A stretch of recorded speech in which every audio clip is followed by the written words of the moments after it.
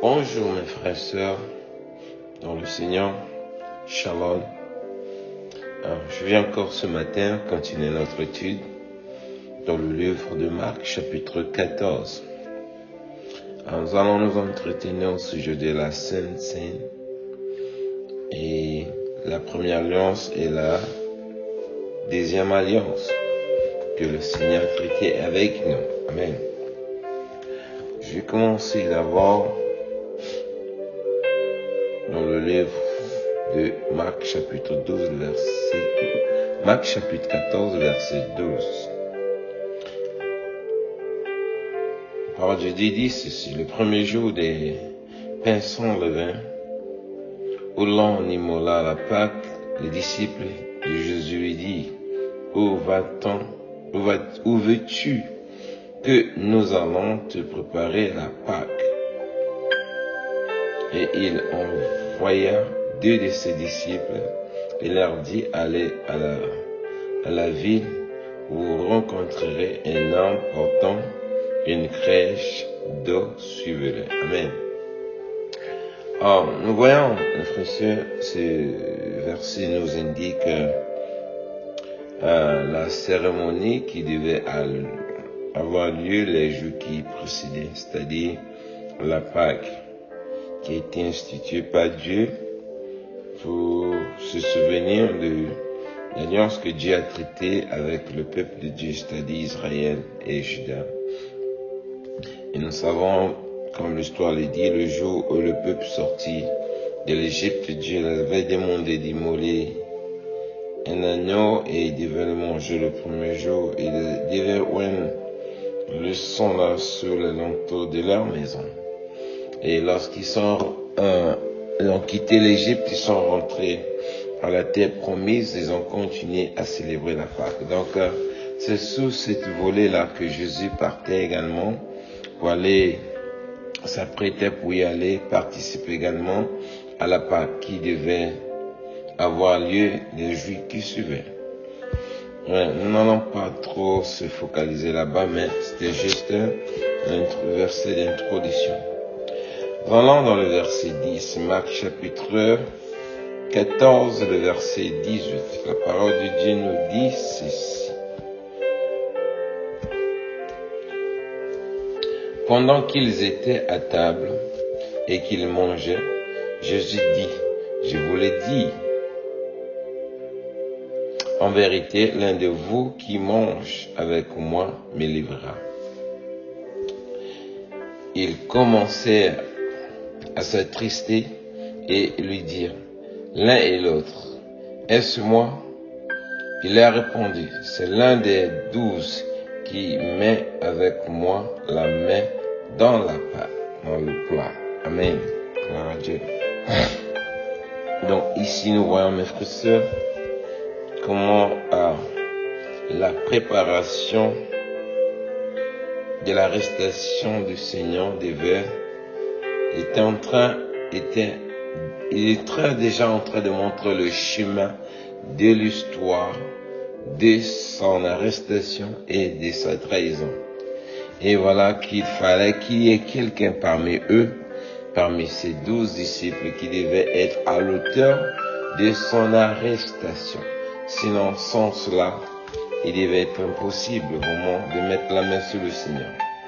Donc nous devons voir, mes frères et sœurs, autour de nous également, nous avons toujours eu des gens comme ça, les traîtres, les Judas, qui sont là pour nous livrer à nos ennemis.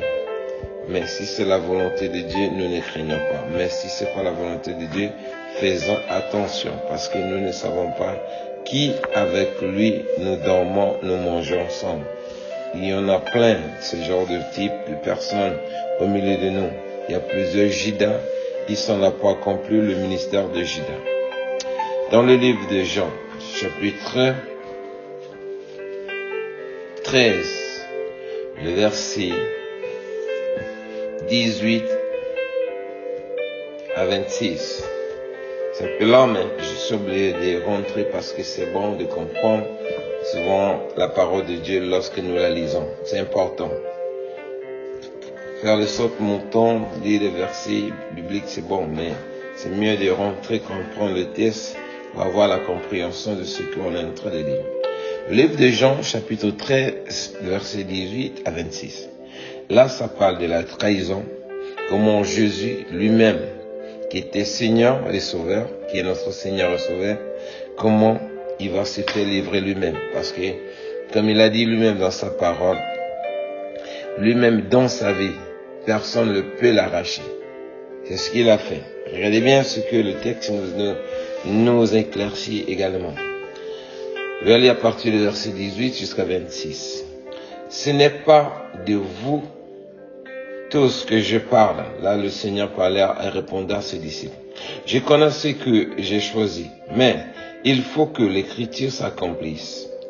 Celui qui mange avec moi le pain a levé son talon contre moi. Dès à présent, je vous le dis, avant que les choses arrivent, afin que, lorsqu'elles arriveront, vous croirez à ce que je suis croirez de ce que je suis. En vérité, je vous le dis, celui qui reçoit celui que j'aurais envoyé me reçoit. Et celui qui me reçoit, reçoit celui qui m'a envoyé. Ayant ainsi parlé, Jésus fut troublé en son esprit et il dit expressement, en vérité, je vous le dis, l'un de vous me livrera.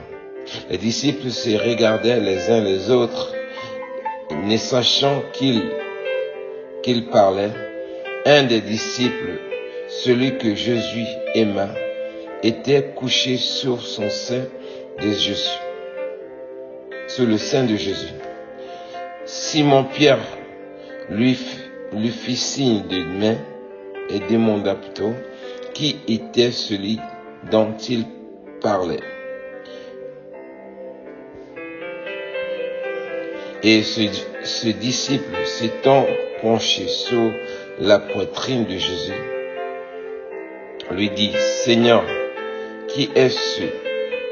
Jésus répondit, c'est celui à qui je donnerai le morceau trempé. Et ayant trempé le morceau, il le donna à Judas, fils de Simon Iscariote.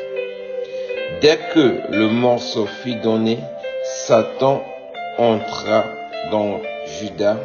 Jésus lui dit, ce que tu fais, fais-le promptement. Amen. Donc ici, nous voyons comment Jésus était en train de parler d'abord d'un langage codé, mais sachant qu'il s'agissait, les disciples étaient un peu indignés, dérangés entre eux-mêmes, en se posant la question, mais qui devait faire ce genre de ces choses? Mais lui-même étant Seigneur Alpha l'Oméga, il savait quelle était la personne. Et ce qui nous intéresse, mes frères et sœurs, nous voyons le pouvoir que le Seigneur lui-même il avait, car nous voyons le verset 27, verset 26 et 27, c'est-à-dire Jean chapitre 13, verset 26 et 27, montre comment Jésus lui-même s'est livré. C'est pas Satan qui est venu l'arrêter, mais Jésus lui-même, par la capacité qu'il avait, il a dit, donner le pain, livrer sa vie aux mains de Judas, et Judas maintenant a cédé cela à Satan. Parce que la parole éclaircit bien cette partie-là. Il dit, dès que le morceau fut donné, fut donné, Satan entra dans Judas. Jésus lui dit, ce que tu fais, fais-le promptement. Amen. Vous voyez, donc il fallait que le Seigneur trempe le pain, c'est-à-dire il prend son sang, il prend son corps, il donne ça à Judas, et Judas prend ça pour passer le témoin à Satan, pour qu'il puisse au moins accomplir ce que l'Écriture avait déclaré. Amen. Donc nous voyons, mes frères et sœurs, nous, comme je l'ai dit, mes frères et sœurs, si nous devons faire attention. Souvent, nous avons des Judas comme ça. Si c'est la volonté de Dieu, qu'il puisse nous livrer, amen. Mais si c'est pas le cas, soyons prudents. Il y en a il y en aura toujours des Judas autour de nous. Là où il y a les enfants de Dieu, Satan vient toujours chercher à créer des troubles. Nous devons être vigilants. Amen. Et dans le verset 21, Marc chapitre 14, le verset 21, le Fils nous dit ici, le Fils de l'homme s'en va selon ce qui est écrit de lui. Mais malheur à l'homme par qui le Fils de l'homme est livré, mieux vaudra pour cet homme qu'il ne fût pas né. Amen. Donc, quand tu joues le rôle de Judas, mes frères et sœurs, tu embrases le ministère de Judas, ça veut dire que tu rentres carrément dans la lignée des enfants de la perdition. Et les sentences, le Seigneur dit, c'était mieux même qu'ils ne viennent pas dans ce monde. Il fallait même pas qu'ils naissent dans ce monde.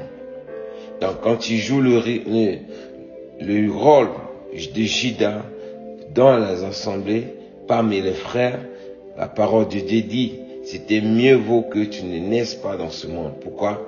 Parce que la sentence est très très énorme. Pourquoi? Le châtiment qu'ils vont subir, c'est très très grand. Et nous voyons, après l'accomplissement, pour que les Écritures s'accomplissent, et toi et moi qui avons reçu la grâce du Seigneur, toi et moi qui acceptons le Seigneur Jésus comme Seigneur et Sauveur, mes frères et sœurs, soyons conscients de cela. Conscients de la tâche énorme que le Seigneur Jésus a assumée pour que toi et moi, nous pourrons nous approcher de notre Créateur. Dans le livre de Ésaïe, chapitre 53, verset 3 à 10, la parole de Dieu montre l'attitude du Seigneur qui s'est livré lui-même pour que Satan puisse vraiment accomplir ce que les Écritures avaient déclaré pour que la deuxième alliance puisse naître et toi et moi puissions s'approcher de Dieu. Regardez comment Ésaïe est en train d'expliquer bien comment le Seigneur a dit ce que le Seigneur a vécu, ce qu'il a supporté à cause de nos offenses, à cause de nos transgressions. La parole de Dieu dit ici, dans le verset 3, méprisés et abandonnés des hommes de la douleur, habitués à la souffrance, semblables à celui dont on détourne le visage.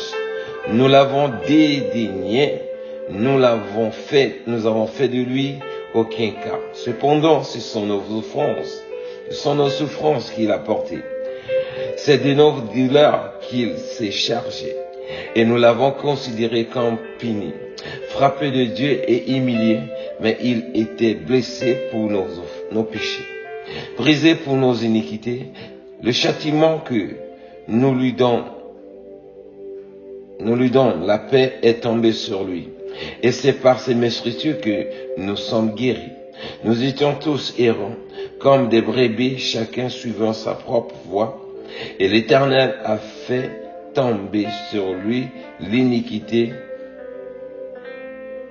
de nous tous. Il a été maltraité et opprimé, et il n'a point ouvert sa bouche. Semblable à un agneau qu'on mène à la boucherie, à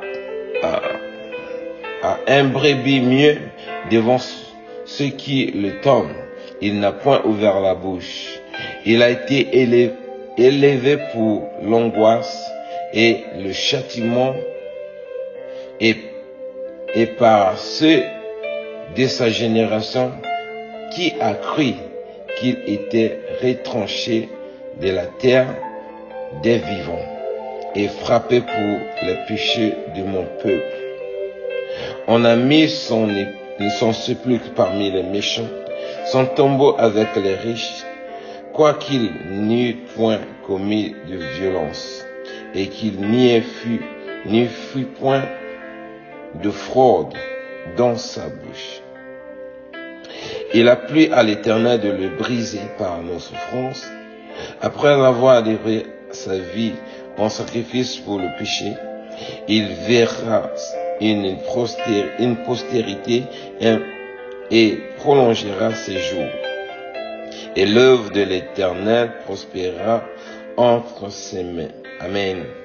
Donc, mes frères et sœurs, voici en résumé comment le Seigneur a dit vraiment céder sa vie en acceptant tout ce que le livre d'Ésaïe vient d'énumérer pour que toi et moi, nous ayons l'accès désormais de s'approcher de notre Père après la mort et la résurrection de notre Seigneur. Donc, mes frères et sœurs, c'est vraiment déplorable de voir aujourd'hui le corps de Christ ne considère même pas cela, ne voit même pas vraiment le prix que le Seigneur a dû payer pour toi et moi, pour qu'on puisse vraiment recevoir la grâce que le Seigneur Père éternel nous a offert. Et nous agissons comme si c'était un mérite de notre part. C'est-à-dire quoi? C'est comme si on méritait tout ce que nous recevons aujourd'hui de la part du Seigneur. Alors que c'est une grâce que le Seigneur a délivré sa vie pour que toi et moi, on puisse s'approcher de notre Créateur. Vraiment, et élevons vraiment ce Dieu dignement, glorifions vraiment le Seigneur au moyen de nos vies pour que vraiment le sacrifice qu'il a donné à payer à la croix, vraiment afin que cela lui soit vraiment digne, parce que nous sommes désormais les prémices qui sont sortis de l'œuvre de la croix. Amen. Dans le livre de Marc, chapitre 14, verset 22 à 23, la parole de Dieu dit ceci. Pendant qu'il mangeait, Jésus prit du pain et, après avoir rendu grâce, il le rompit et leur donna en disant, prenez ceci est mon corps. Il prit ensuite la coupe et après avoir rendu grâce, il la leur donna et ils en but tous. Amen. Je vais d'abord m'arrêter là. Mes frères et sœurs, voici ce grand repas qui nous réconcilie avec le Seigneur. C'est-à-dire son sang nous réconcilie avec notre Seigneur. Et son corps que nous mangeons, ça nous unit tous en tant que corps de Christ. Donc, mes frères et sœurs, lorsque nous participons à la Sainte Seine, mes frères et sœurs, nous devons faire attention. C'est une alliance que nous sommes en train de sceller, c'est-à-dire réaffirmer, consolider l'alliance que nous avons traitée avec le Seigneur. Cette alliance vraiment est une alliance sainte, pure. Une alliance vraiment qui témoigne vraiment notre engagement en déclarant que vraiment je vis que pour le Seigneur. Pourquoi? Parce que il existe aussi d'autres alliances qui sont dans ce monde que nous ne faisons pas attention. Voilà pourquoi le Seigneur est en train de nous éclairer pour que nous puissions vraiment nous mettre à part lorsque nous participons à ce grand repas sacré que le Seigneur nous a laissé. Car, mes frères et sœurs, ça c'est le dernier repas que le Seigneur a participé avec les hommes et ici-bas. La parole de Dieu dit ceci. Après avoir participé à ce repas, il a dit à ses disciples, et là sera la dernière fois que je participe avec vous en mangeant, en buvant, en participant à ce repas, jusqu'à ce que je puisse revenir. C'est-à-dire, le deuxième repas, ça sera dans le ciel, là, après l'enlèvement, où l'Église se retrouvera ensemble, encore devant le Seigneur. Dans le livre de 1 Corinthiens, chapitre 10, le verset 16, ce verset nous attire notre attention, nous qui participons à la Sainte Seine, de veiller, vraiment de faire attention. La parole de Dieu dit ceci dans le verset 16 à 22. La coupe de bénédiction que nous buvons et nous bénissons n'est-elle pas la communion du sang de Christ? Le pain que nous rompons n'est-il pas la communion au corps de Christ?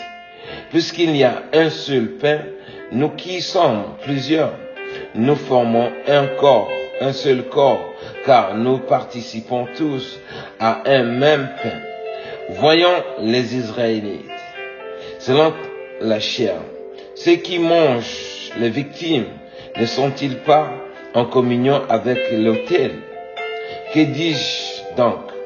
Que la viande sacrifiée aux idoles est quelque chose ou qu'une idole est quelque chose, nullement. Je dis que ce qu'on sacrifie, on le sacrifie à des démons et non à Dieu. Or, je ne veux pas que vous soyez en communion avec les démons. Verset 21. Vous ne pouvez boire la coupe du Seigneur et la coupe des démons. Vous ne pouvez participer à la table du Seigneur et à la table des démons. Voulons-nous provoquer la jalousie du Seigneur? Sommes-nous plus forts que lui? Amen.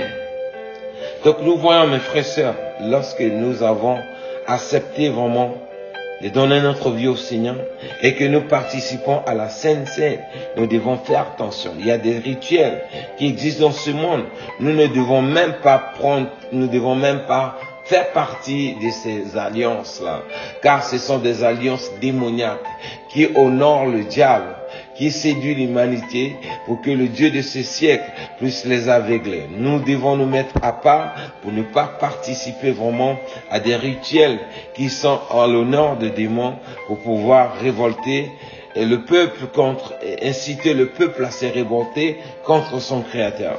Voilà pourquoi le livre de 1 Corinthiens chapitre 10 attire notre attention, qui participons vraiment à la Sainte Seine, c'est-à-dire au repas sacré que le Seigneur nous a laissé. Veillons désormais et que tout ce que nous faisons, mes frères et sœurs, soit pour la gloire de Dieu. N'héritons pas, ne cherchons pas vraiment à inciter Dieu à la colère, parce que le Seigneur voit tout ce qui se passe dans ce monde. Dans le livre de Marc, chapitre 14, on revient désormais dans le verset 24 à 25. La parole de Dieu nous rappelle ceci, nous dit ceci. Il leur dit, ceci est mon sang, le sang de l'alliance qui est répandu pour plusieurs. Je vous l'ai dit en vérité et en vérité. Je vous l'ai dit en vérité, je ne boirai plus jamais du fruit de la vigne, jusqu'au jour où je boirai de nouveau dans le royaume de Dieu. Amen. Comme je le disais, mes frères et sœurs, le dernier repas que le Seigneur a fait, c'est ce que nous sommes en train de prendre. Chaque fois que nous sommes en train de participer à la Sainte Seine, c'est toujours la même cérémonie qui continue. Même cérémonie qui continue. Ici-bas encore. Amen. Jusqu'à ce que le Seigneur vienne lui-même et qu'on puisse vraiment participer désormais à la dernière repas que lui-même il a réservé. Voilà pourquoi cet repas, c'est le repas de la nouvelle alliance que le Seigneur venait restaurer en annulant l'ancienne alliance qui n'était pas vraiment assez suffisante pour pouvoir nous rapprocher de Dieu. Cette alliance nous permet désormais de venir devant notre Dieu et de lui parler face à face. Cette alliance nous permet vraiment de voir nos péchés être pardonnés et désormais être sanctifiés par la foi en Jésus-Christ. Voilà pourquoi c'est une alliance si précieuse, sacrée, que chacun de nous doit désormais honorer par sa vie pendant que nous sommes ici-bas. Dans le livre de Jérémie, chapitre 31, le verset 31 à 34, la parole de Dieu nous attire encore notre attention pour nous éclaircir à ce sujet. La parole de Dieu dit ceci: voici les jours viennent, dit le Seigneur, où je ferai avec la maison d'Israël et la maison de Juda une alliance nouvelle. Non comme l'alliance que j'ai traitée avec leur père, le jour où je les ai saisis par la main pour les faire sortir du pays d'Égypte. L'alliance qu'ils ont violée, quoique je fusse leur maître, dit l'Éternel. Le verset 23. Mais voici l'alliance que je ferai avec la maison d'Israël après ces jours-là, dit l'Éternel. Je mettrai ma loi dans leur cœur, en dedans d'eux, et je les écrirai dans leur cœur, et je serai leur Dieu, et ils seront mon peuple. Alléluia. Amen. Et celui-ci n'enseignera plus son prochain, ni celui-là, son frère, en disant, connais l'Éternel, car tous me connaîtront, depuis le plus petit jusqu'au plus grand, dit l'Éternel, car je pardonnerai leurs iniquités et je ne me souviendrai plus de leurs péchés. Alléluia, amen, amen, amen, amen. Ah, donc nous voyons, mes frères et sœurs, comme je disais, la coupe que nous buvons et le pain que nous rompons, mes frères et sœurs, c'est pouvoir c'est-à-dire, je pourrais dire ça, amen, c'est pour nous rappeler vraiment, en quelque sorte, cette nouvelle alliance que nous avons scellée en Jésus-Christ. Car, comme je l'ai dit autrefois, la première alliance n'était pas si vraiment fort ni suffisant. Voilà pourquoi Dieu a dit renverser les choses en revenant à notre moyen où le Seigneur lui-même, il va venir par se livrer à la croix, céder sa vie en livrant sa vie lui-même volontairement à Satan pour qu'il puisse vraiment nous donner l'accès désormais au moyen de la nouvelle alliance. Nous pouvons désormais s'approcher de notre Dieu. C'est une alliance sacrée. Le livre de Jérémie est en train de nous préciser vraiment. La première alliance, le peuple d'Israël a violé cela. Mais la deuxième alliance que toi et moi, nous avons vraiment l'honneur d'être participants. La parole de Dieu nous éclaircit à ce sujet. Toi et moi, mes frères et sœurs, nous devons garder la loi du Seigneur parce que la parole de Dieu est en train d'expliquer ça promptement pour que chacun de nous sache. À part dans la nouvelle alliance que Jésus-Christ nous a eu l'honneur vraiment de nous accorder, il dit nous devons garder chacun de nous gardera la parole de Dieu et personne ne pourra nous enseigner pourquoi chacun de nous connaîtra désormais l'Éternel. On n'aura plus vraiment besoin de quelqu'un pour nous instruire au sujet de notre Dieu. Or, toi et moi, aujourd'hui, mes frères et sœurs, nous sommes loin de cette réalité. Voilà pourquoi nous devons chercher la face de Dieu afin que vraiment ces lois soient écrites dans nos tables. C'est une prophétie qui a été prophétisée. Elle ne fait que, elle ne s'accomplira que par la voie, disons, par le canal dans la vie de ceux qui vraiment sont en train de se mettre sur la lignée de cette alliance. Donc nous avons le devoir et le droit vraiment de chercher la face de Dieu afin que Dieu nous transforme et que le Saint-Esprit en habitant en nous, nous aurons désormais l'onction qui pourra nous permettre de garder les lois de Dieu et de marcher dans ses voies afin que Dieu soit glorifié dans nos vies. Pourquoi? Parce que cette alliance est une alliance sacrée et Dieu vraiment veille sur cela et nous aussi nous devons veiller sur cela. Amen. Vraiment c'est ce qu'on avait à partager ce matin. Que Dieu soit loué. Shalom, shalom. Soyez bénis. Amen. Amen.